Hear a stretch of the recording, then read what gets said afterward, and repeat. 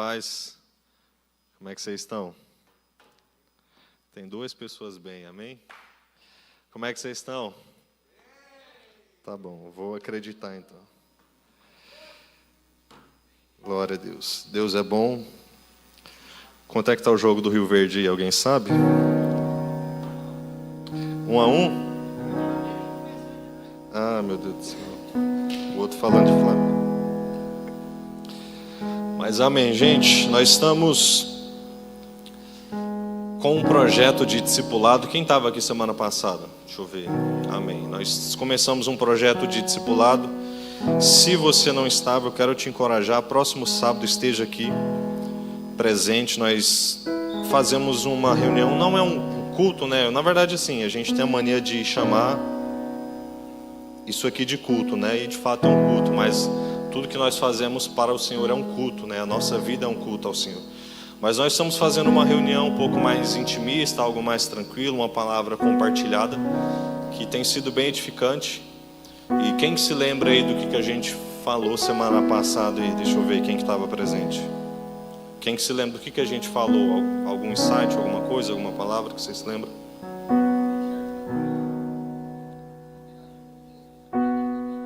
Exatamente. Então, uma viagem com Jesus, se você fosse viajar com Jesus, o que você levaria e o que você deixaria para trás, né? Então, fica aí de novo essa reflexão. Eu quero continuar falando um pouco sobre algo que tem a ver com isso, mas num aspecto diferente, que é sobre a revelação de Deus em Cristo. E o tema, esse é o título, né? Esse é o tema, na verdade, o título da palavra é Cristo é Suficiente. Em março desse ano, eu e a Nara, a gente foi para São Paulo, teve uma reunião, um evento lá, com o pessoal do Ana, Alessandro Vilas Boas, Ângelo Basoli, acredito que vocês conheçam.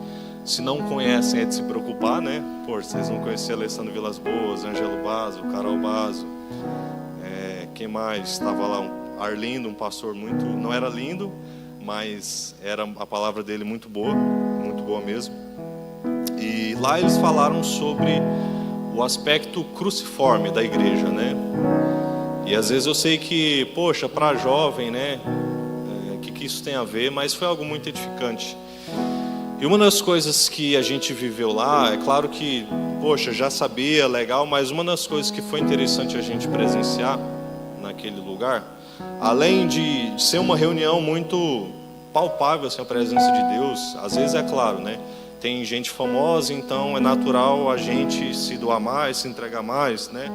Faz parte ali de toda uma performance que a gente tem, natural. Quando vem algum cantor, algum pregador famoso aqui, se bem que a gente não tem tanto essa cultura, mas quando vem aqui, né, você dá algo a mais ali, além né, do que você comumente entrega. E só que teve momentos ali onde um dos pastores, ele pegou a palavra e falou: vamos ficar em silêncio. E beleza, e todo mundo ficou em silêncio. E de repente um começou a glorificar, o outro começou a falar línguas e, né, o Espírito Santo tomou aquele lugar, não que já não tivesse tomado, né? Mas igual eu falei, a gente tem mania de ficar dando nome para as coisas, né? Então o Espírito Santo tomou aquele lugar e depois se acalmou e tal. E aí ele falou: tá vendo? Tipo, não precisa de barulho, não precisa de emoção, não precisa de música. O Espírito Santo, ele já está nesse lugar, então naturalmente ele já vai tomar esse lugar e fazer a vontade dele. E eu achei isso interessante porque muitas vezes a gente entra literalmente no modo automático, e eu já fiz isso muitas vezes. Hoje eu tenho 27 anos, então antes da gente parar um pouco, assim, pisar no acelerador, pisar no freio, foram, sei lá, uns 24 anos da minha vida, 25 anos da minha vida na igreja o tempo todo. Tem momentos que a gente liga ali o automático só que às vezes a gente precisa parar. Então eu queria te fazer um convite pro agora. Os psicólogos fazem isso, né? Estava conversando com a Nara sobre isso, né? Às vezes a nossa mente está lá na frente no negócio que a gente quer, está no lanche daqui a pouco, quando sair do culto, mas não está no agora. Está no resultado de um jogo, está no que você vai fazer na segunda, está numa viagem no final do ano, mas não no agora. E eu quero te trazer para o agora. porque eu trouxe uma palavra simples, mas eu acredito que é importante a gente parar um pouco, pensar, refletir, ouvir Deus falando conosco. Como eu falei, a gente entra no automático e vai vivendo, e quando você olha para trás, você não consegue perceber aquilo que Deus fez na sua vida. Quando que a gente olha para trás e consegue dar testemunho, consegue falar, caramba, Deus fez muita coisa na minha vida, quando a gente começa a parar para refletir. Então, fazendo o exercício aqui com vocês, feche seus olhos. Sei que pode parecer meio coach, mas vai fazer sentido. Feche seus olhos. Eu quero te convidar agora você a se lembrar de tudo que o Senhor fez na sua vida, pelo menos nesses, da pandemia para cá. Então, de 2020, 2021, 2022 para cá, tudo que o Senhor fez na sua vida. Comece a pensar aí, você com o Senhor.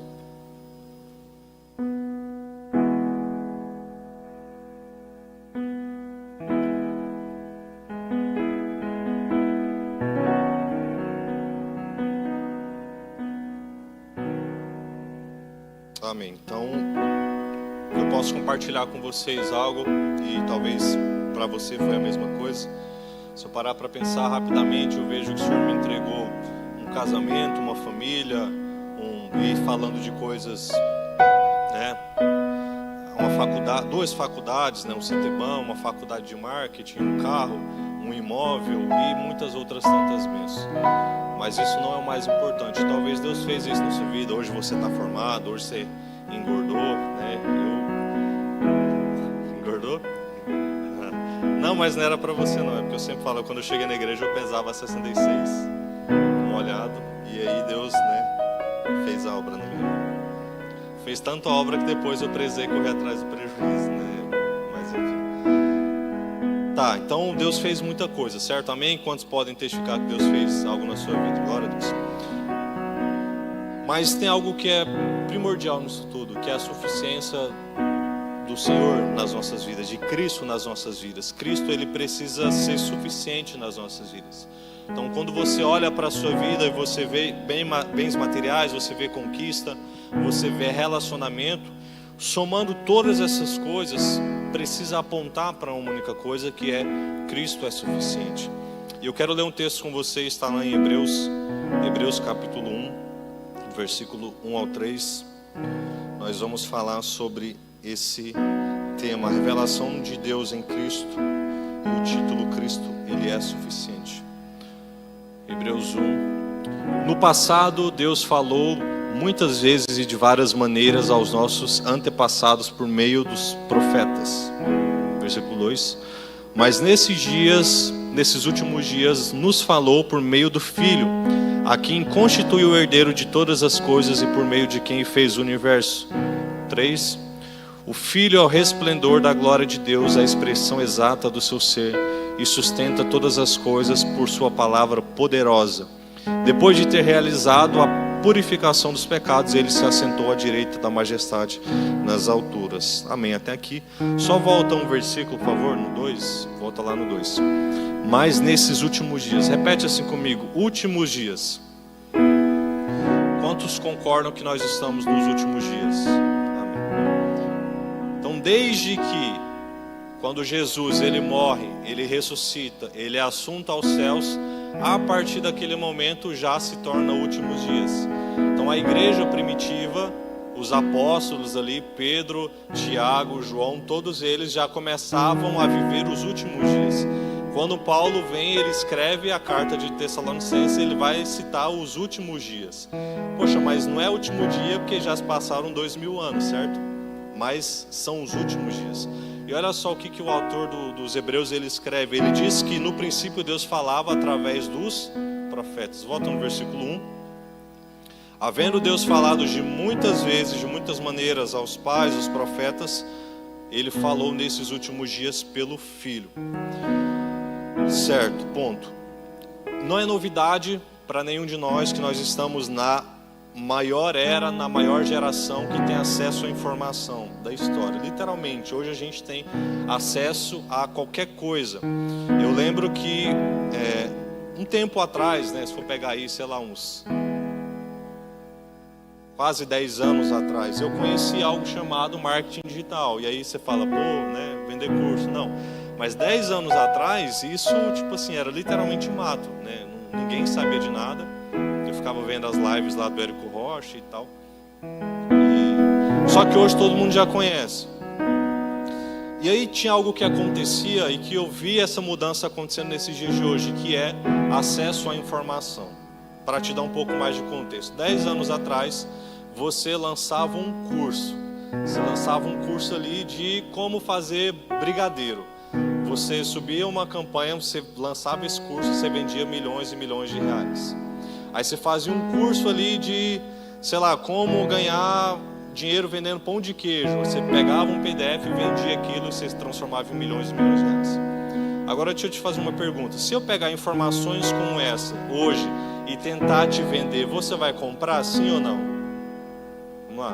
Se alguém tentar te comprar um PDF, te vender um PDF, um curso, alguma coisa assim, muito básica, que você encontra no ChatGPT, você vai querer comprar sim ou não? Você não vai querer comprar.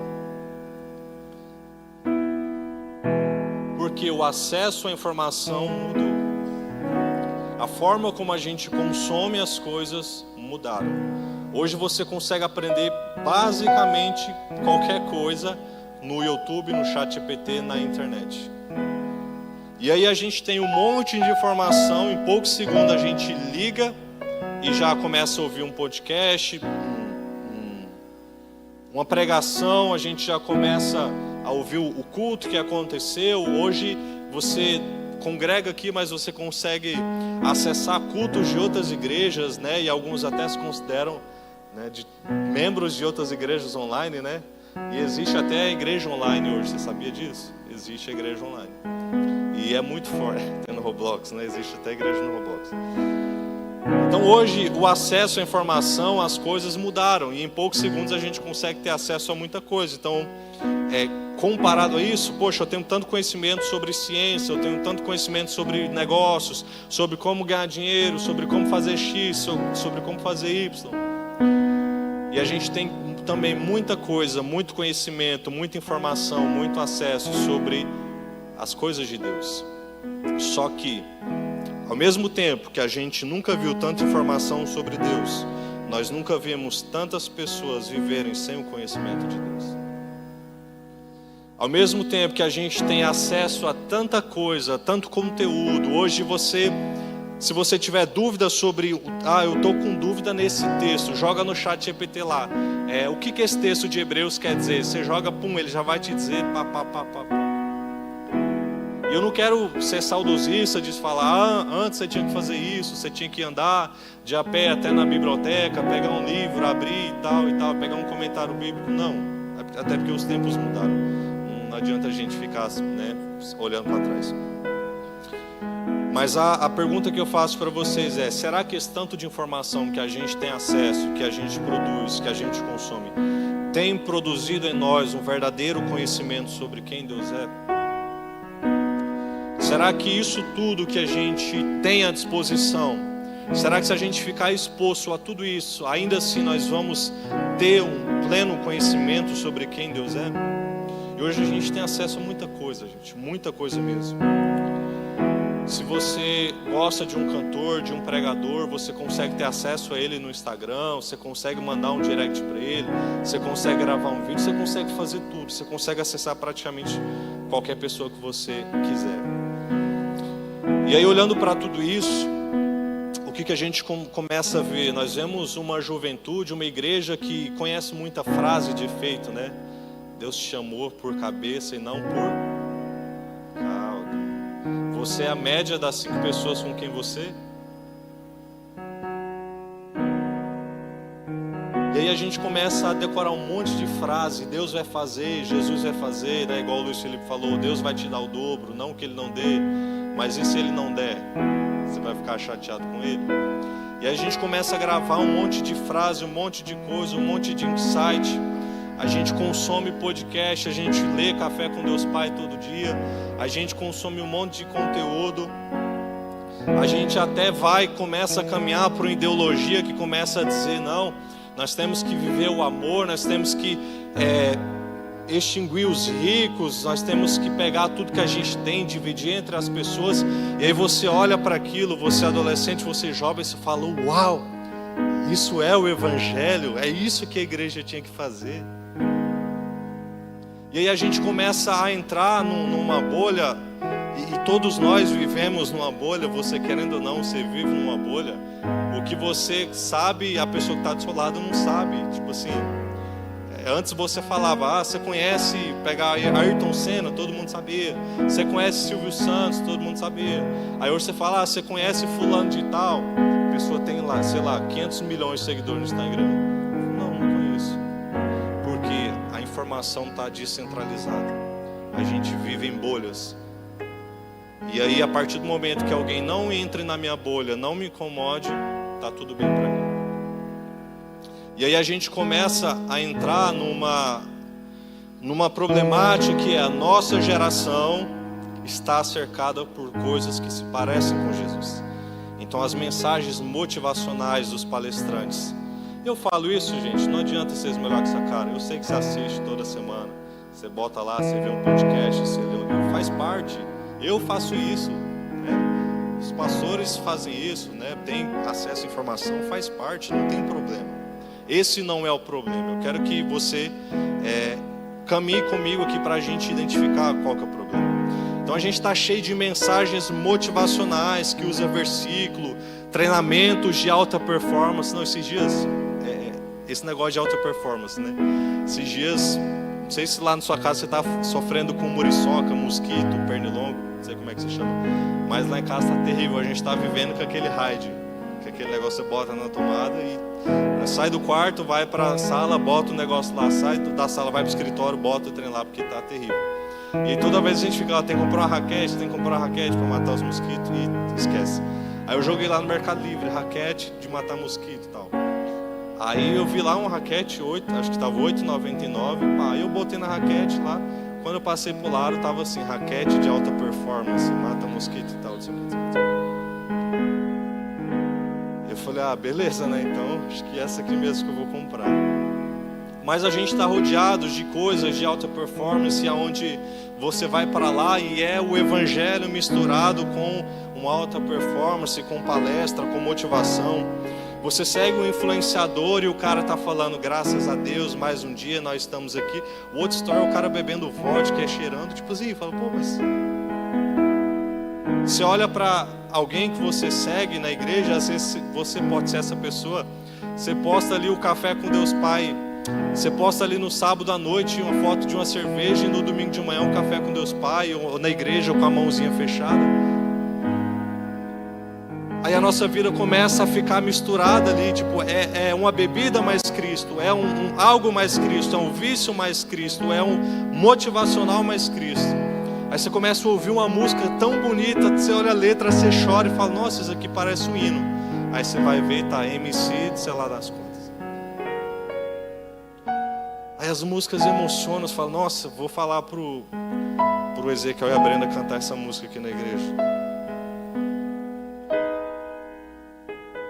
Aí você começa a ouvir alguém falando, um corte de um podcast, alguém discursando, falando sobre amor, sobre justiça social, sobre não, a gente tem que defender as crianças, os pobres, e tem que fazer isso mesmo, gente.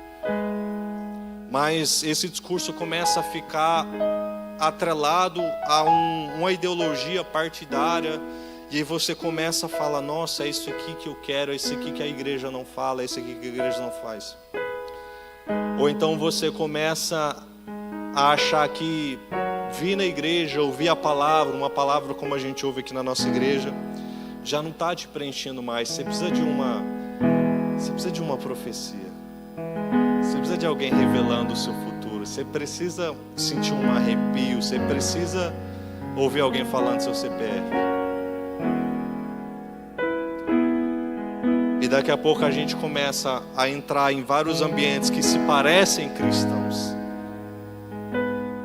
É Jesus mais alguma coisa, é sempre algo mais o Evangelho, algo misturado com o Evangelho. Eu quero te falar algo nessa noite, que nem tudo que usa o nome de Jesus revela o verdadeiro Jesus. talvez uma palestra, talvez um curso, talvez uma música, talvez tudo isso que fala sobre Jesus não revela o verdadeiro Jesus.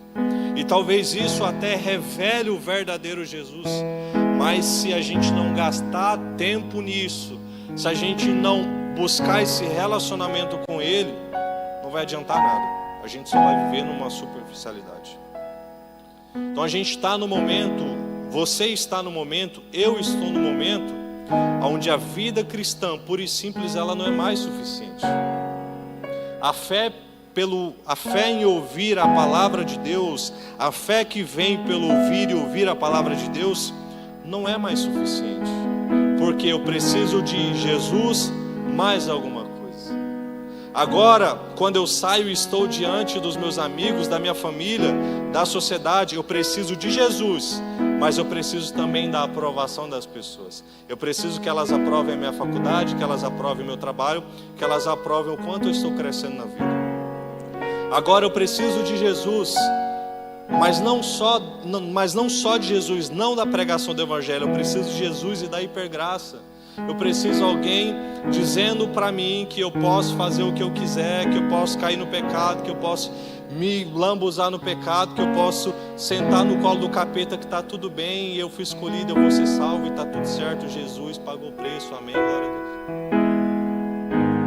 Agora eu preciso não só de Jesus me dizendo o que Ele pensa a meu respeito, agora eu preciso do profético.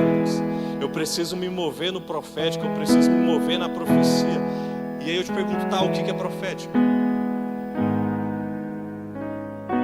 E aí você vai para ambientes onde isso acontece, e eu estou aqui sim criticando. Eu poderia bem dizer, não, eu não estou aqui criticando ninguém, estou sim criticando. Porque é isso que o Evangelho faz, ele aponta, ele lança a luz sobre aquilo que está errado. E a gente chega em lugares onde você vê nitidamente a motivação. E não é que a gente deve se tornar um julgador ou nivelador de motivação, não. Mas é nítido, tem coisa que você bate o olho e está escrito na testa do pastor picareta. E aí está nítido na testa da pessoa que está lá na frente tomando um batismo de balde. E de quem é a culpa nisso? Talvez seja minha, talvez seja sua, talvez seja nossa. Talvez seja a culpa da própria pessoa, porque hoje a informação está aí, a verdade está aí, é só você de fato acessar. E aí eu preciso não só de Jesus, eu preciso agora de uma experiência emocional. Cara, eu preciso destravar. Eu preciso, sabe, Ezequiel, até hoje você não rompeu porque está travado. Luiz Felipe, até hoje os negócios foi porque você está travado. Deixa eu fazer uma pesquisa aqui rapidinho. Quem aqui conhece Pablo Marçal? Aí. 2018 eu fiz um curso com o Pablo Marçal. Na época ele nem era conhecido, morava em Goiânia, era da Igreja Videira. Se tivesse 30 mil seguidores no Instagram, era muita coisa. Até hoje eu tenho uma apostila. Ele fazia várias palestras em Rio Verde. A primeira que ele fez, um amigo me levou para aí. Eu acho que você conhece. Você era da Assembleia, né? Você não era da Assembleia, não? Tá, perdoa. Eu falei, fui te lançar uma profecia, você não quis aceitar, eu errei com a profecia. Mas eu era da Assembleia, tá? Então um rapaz chamado Aureliano me convidou. Porque se fosse da Assembleia, você ia conhecer ele, né? Então a profecia começou a fazer sentido.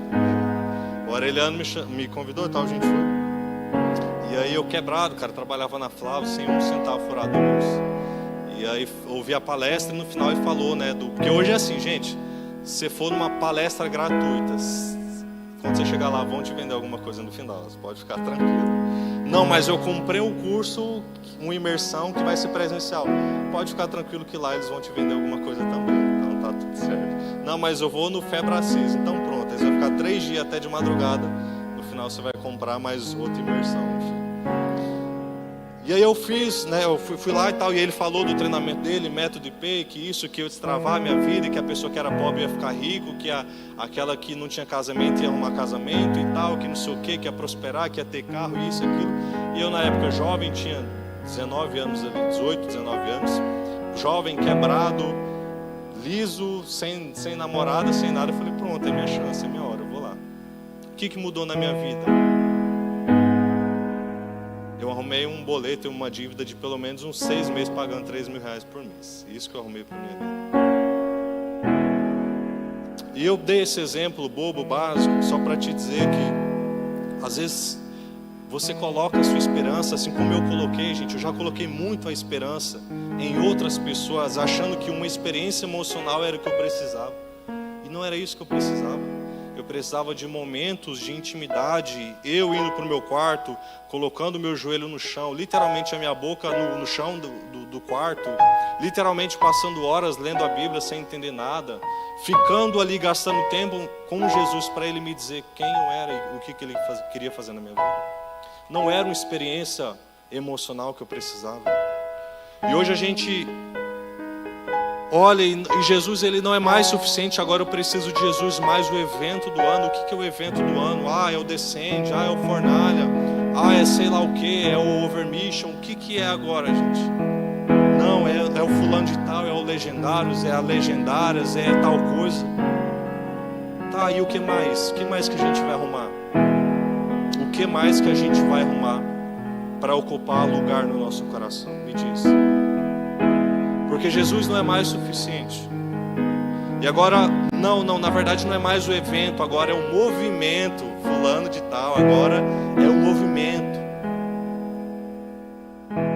E o que mais, gente? Tem uma frase de A.W. Tozer que ele diz: Jesus não é um entre muitos caminhos para se achegar a Deus, nem o melhor entre vários caminhos.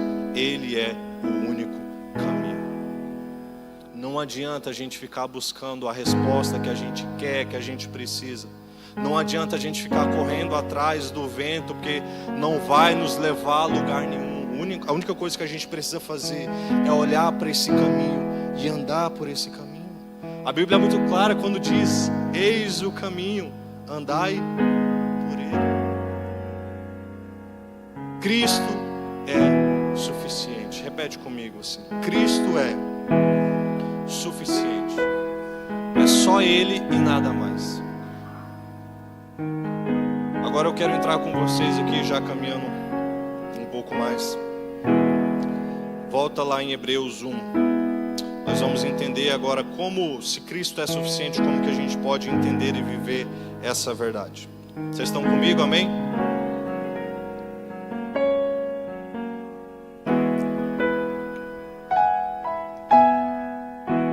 Primeiro, Cristo foi revelado por Deus. No passado, Deus falou muitas vezes, de várias maneiras, aos nossos antepassados por meio dos profetas. Versículo 2. Mas nestes últimos dias nos falou por meio do Filho, a quem constitui o herdeiro de todas as coisas e por meio de quem fez o universo. Primeiro, Cristo foi revelado por Deus. Só por esse motivo já era para isso ser suficiente nas nossas vidas.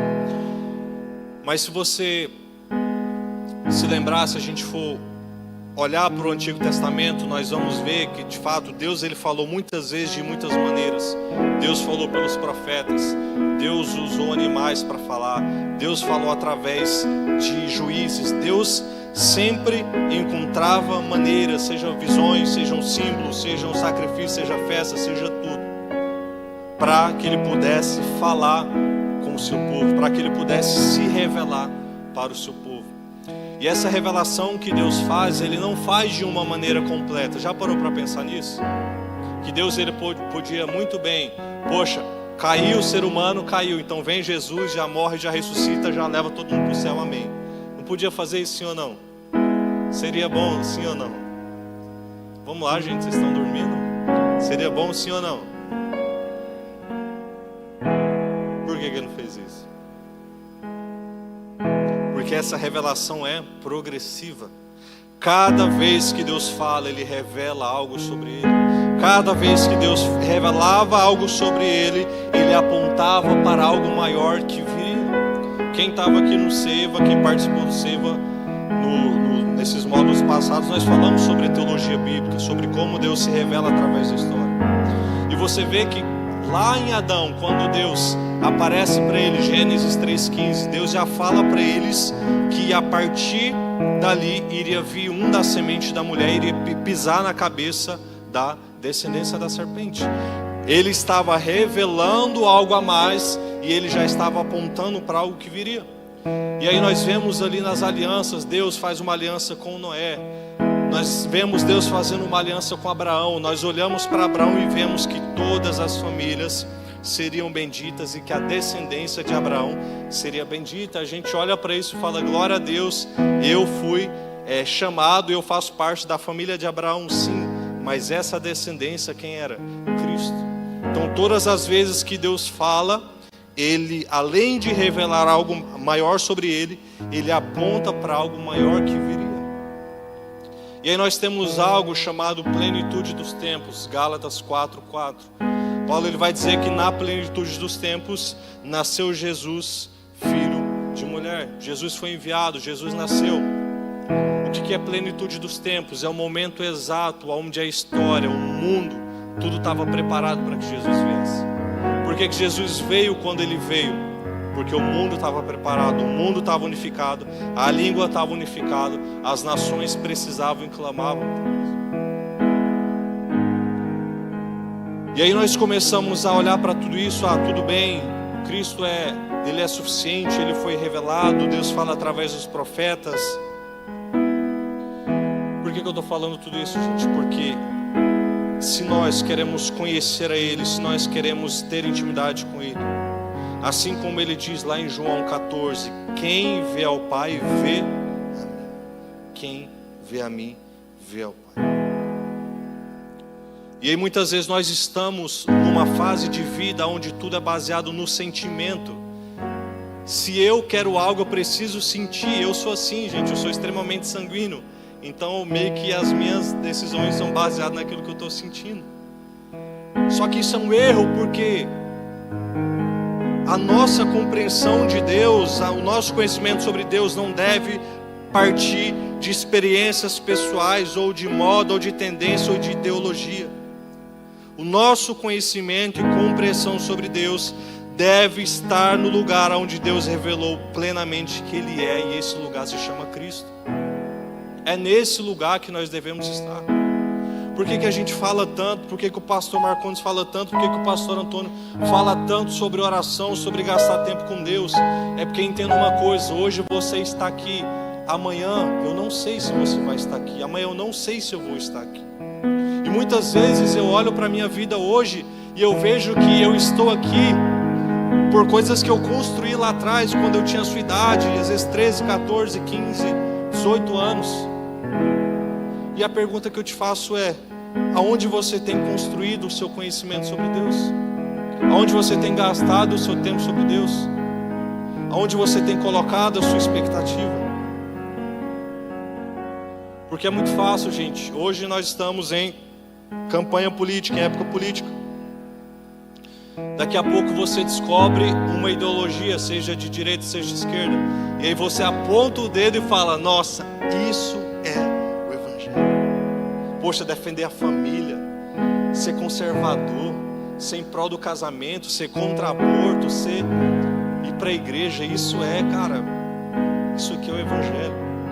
Ou às vezes você olha para o outro lado e você fala, nossa, respeitar que a mulher, se o corpo é dela, ela tem as regras dela. Respeitar as minorias, respeitar a XYZ, amar as pessoas, abraçar as causas sociais, a justiça social, ser a favor dos pobres e não dos ricos. Você olha e fala, cara, isso aqui é o Evangelho. Não é. Isso não é o Evangelho. Nem de direita, nem de esquerda. Pelo amor de Deus, gente, não caia nisso. Eu já quase caí nisso. Tenho certeza que algum de vocês já quase caíram nisso.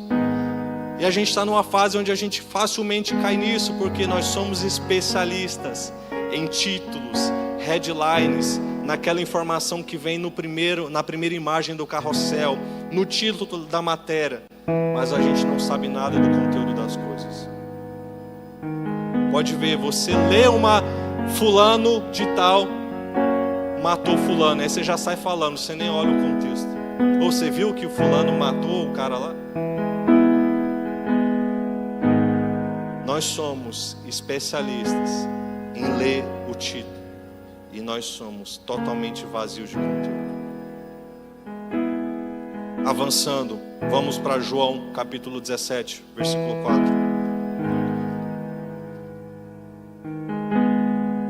João 17, 4.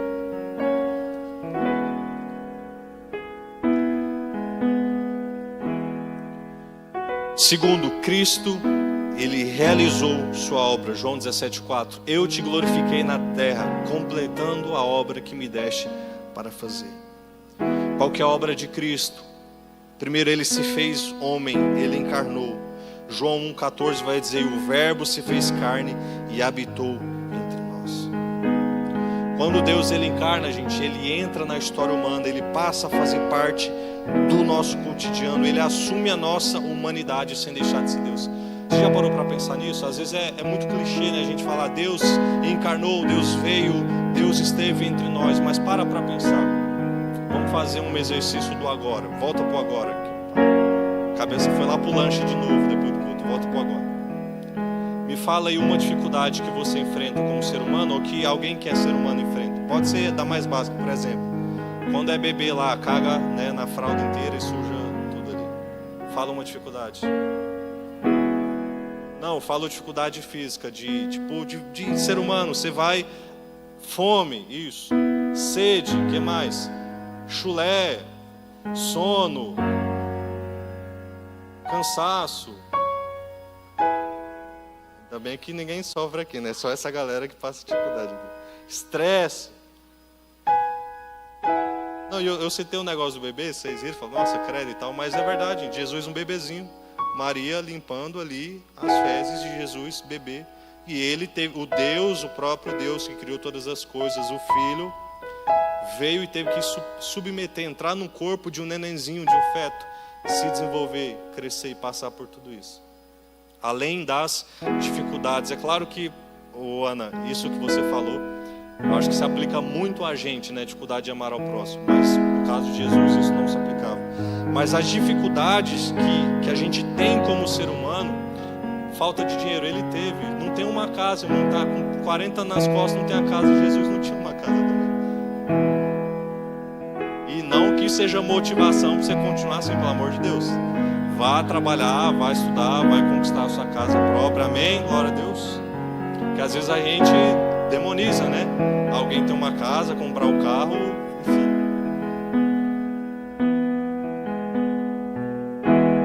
Ele passou por tudo isso, ele sofreu tudo isso. Agora, muitas vezes nós falamos assim: eu quero ser como Jesus, eu quero viver como Jesus, eu quero ser como Jesus andou, eu quero viver como Jesus andou. Eu já orei assim, e ainda oro, né? Mas teve algo que Jesus fez que eu acho que se a gente pensasse um pouco, a gente não pediria isso. Jesus, ele teve a obediência perfeita.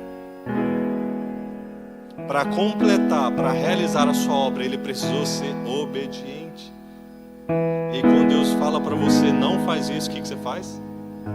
Você faz isso. Quando Deus fala, pelo amor de Deus, minha filha, você não está enxergando esse rapaz aí. Meu filho, você não está enxergando que essa menina aí, você não está vendo que essa faculdade é só para agradar a família, você não está vendo que esse trabalho que você está é só pelo dinheiro. O que a gente faz? Assim mesmo que eu gosto, que eu quero, vai e faz. E ainda posta lá no Instagram. Deus me falou, gente.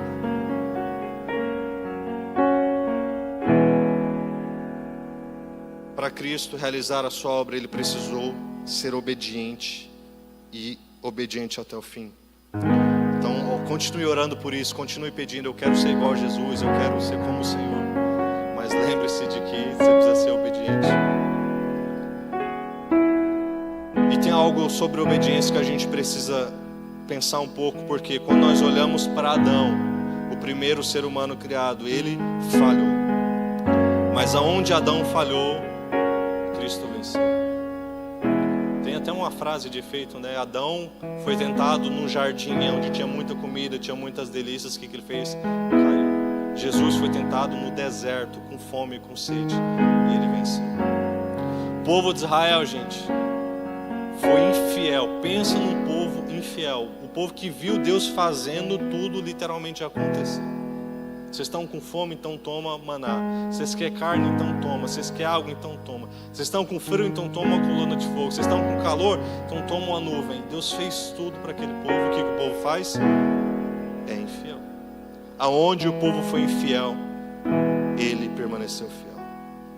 E aí trazendo para nós, aonde nós desobedecemos ao Senhor, aonde nós somos falhos, desobedientes, Jesus permaneceu fiel até o fim. Agora, quando nós falamos sobre Cristo realizar a sua obra, Ele não morreu pelos seus pecados, porque Ele não tinha pecado. Ele morreu pelos nossos pecados. Por que Jesus não tinha pecado e por que ainda assim Ele morreu? Porque Ele precisava, Ele era qualificado. Um cordeiro com pecado, com falha, com mácula, não podia ser sacrificado. Por isso que Ele, somente Ele, foi sacrificado no meu e no seu lugar, para que hoje a gente pudesse ter vida. E por último, terceiro ponto, Romanos 8:11. Cristo está vivo. Então Cristo é suficiente. Cristo realizou sua obra. E por último, Cristo está vivo. Romanos 8:11.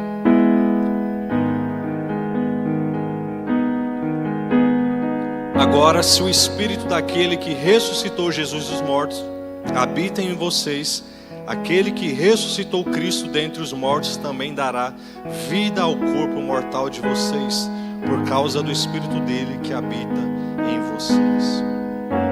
Quantos aqui reconhecem que o Espírito Santo habita dentro de vocês? Amém, glória a Deus. O mesmo Espírito que ressuscitou Jesus dos mortos é esse Espírito que habita dentro de você.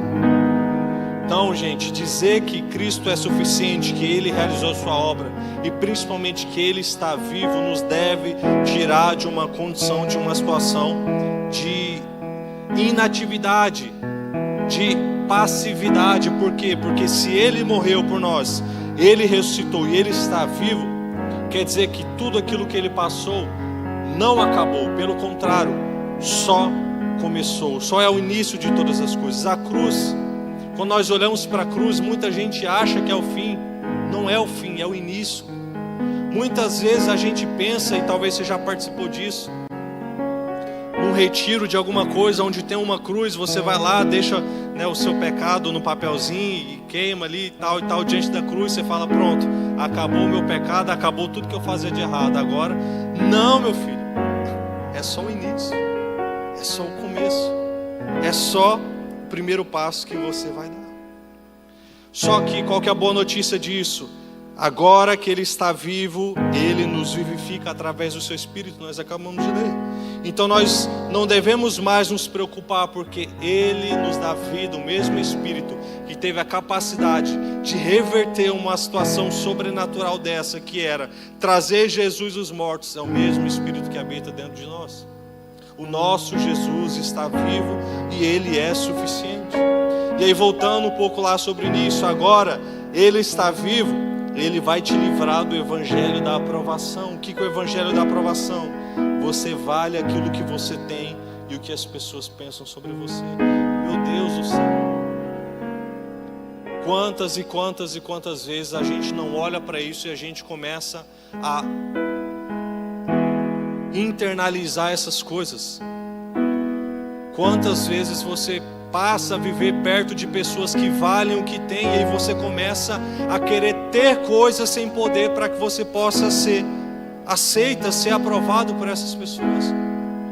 E aí eu brinco falando lá da galera do curso e tudo mais, mas gente, eu sei, quando você abre o seu Instagram, você se compara a todo momento. Você abre o seu Instagram, você vê alguém mais novo que você, prosperando, sendo rico e fazendo faculdade, morando fora, tendo uma família, tendo um bebê, e você fala, nossa, minha vida é uma droga.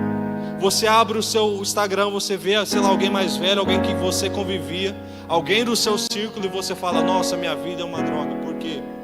Você está dependente de aprovação. Você está dependente de que as pessoas olham para você e falam, nossa, parabéns, É isso. E eu sei, gente, eu sei que talvez o contexto da pessoa exige isso. Às vezes a pessoa cresceu sem o pai, sem a mãe, sem alguém aprovando, sem alguém falando: nossa, meu filho, que bênção, é isso, vai dar certo. Eu sei que às vezes, se você veio de um contexto como esse, tudo bem, você reage àquilo que você viveu, mas a partir do momento que Cristo ele é suficiente, a nossa aprovação precisa estar nele, e não nas pessoas, e não nas coisas que nós temos. Ele agora nos livra do evangelho do sucesso e da performance, porque você só vai ser completo quando você produzir, quando você fizer, quando você conquistar, quando você provar para as pessoas que agora você está sentado na mesa do rei, e todo mundo que te viu passando por dificuldade, agora vai ter que te servir comida na mesa, e glória a Deus, é isso? Não.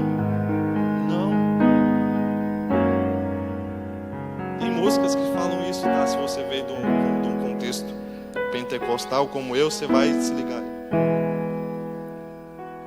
A música fala assim: eu vou me assentar na mesa do rei, eu vou comer na mesa do rei, e todos que me humilharam vão me ver ali, e vão ter que saber que eu fui convidado. Sim, prepare-se para cantar.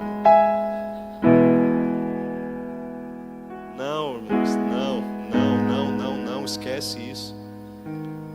Larga isso para lá, deixa isso para lá. Você não deve ter inimigos, você não deve ficar preso nisso, nessas coisas. Não, ninguém te deve nada. Olha para mim, presta atenção.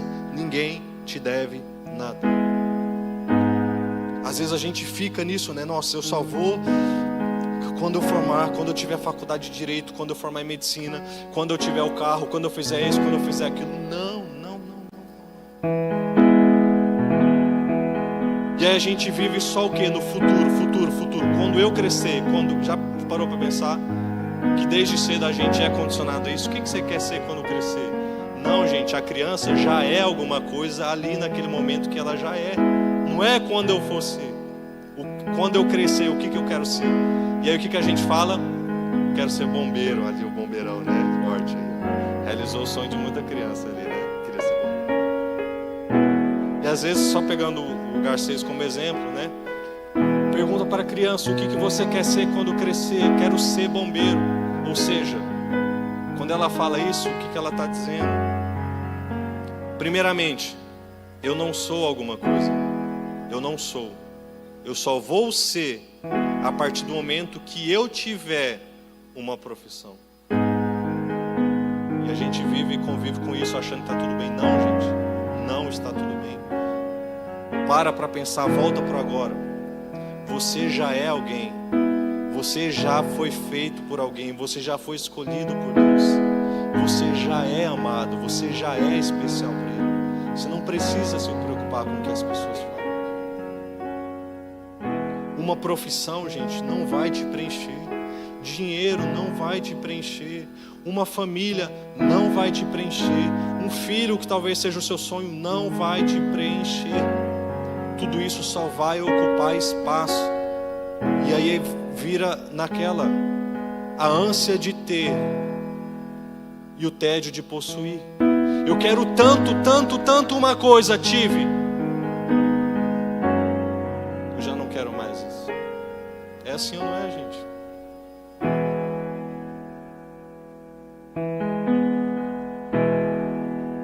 Finalizando, o Senhor Jesus também nos livra do evangelho da experiência. O que é o evangelho da experiência? Se eu vir no culto e sentir alguma coisa, é verdadeiro. Se eu não sentir nada, eu vou embora falando: que cara sem unção, que louvor sem unção. O culto hoje estava fraco, acho que tinha alguém em pecado. E assim, gente, eu brinco, trago esse tom um pouco mais tranquilo pra gente, mas você sabe que eu estou falando a verdade. E aquilo que pra gente hoje parece brincadeira, em muito contexto é verdade. Então presta muito atenção. Você não precisa sentir alguma coisa. Você não precisa sentir um arrepio, você não precisa chorar, É claro que, sendo maduro, vamos ser maduros. Quando o Espírito Santo, ele fala contigo, você vai fazer tudo isso. Você vai sentir, você vai chorar, você vai arrepiar, você vai se jogar no chão. Claro que você vai fazer isso. Mas muitas vezes o silêncio é a maior evidência que o Espírito Santo está agindo na sua vida do que você aberto com a boca falando, com a língua falando, de A, de B e de C. Não adianta nada você estar aqui, falar em línguas e você chegar em casa, você estar no seu trabalho, entre seus amigos e não conseguir segurar a sua boca.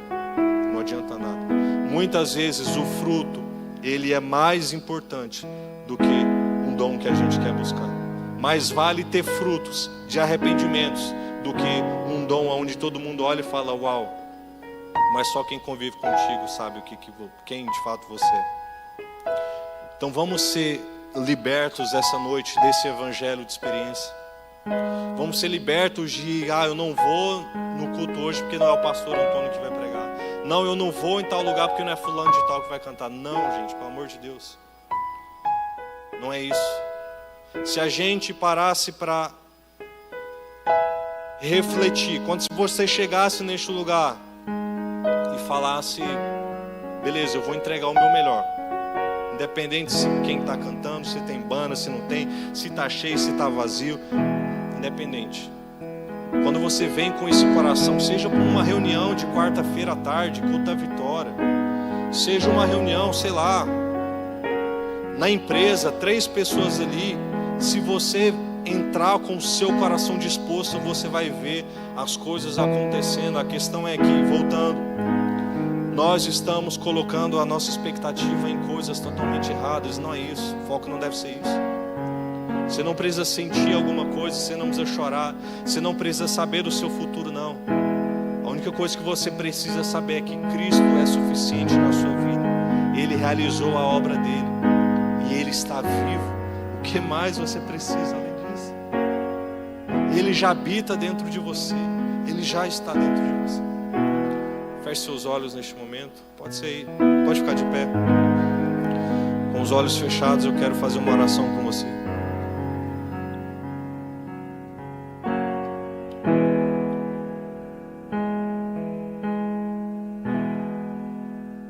Comece agora a refletir, comece agora no seu pensamento, pedir para o Espírito Santo trazer na sua mente coisas que têm te prendido, que têm te paralisado, coisas que você tem sido refém.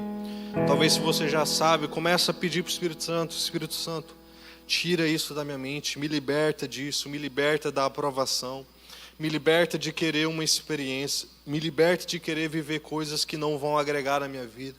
Me liberta, Espírito Santo, de querer viver em prol do que as pessoas dizem, de querer ter tanto uma coisa, de achar que eu vou ser feliz quando eu tiver algo, de achar que eu vou ser feliz quando eu me formar, de achar que eu vou ser feliz quando eu conquistar algo. Começa a pedir para o Espírito Santo trazer isso para a sua mente. Espírito Santo, nós oramos essa noite.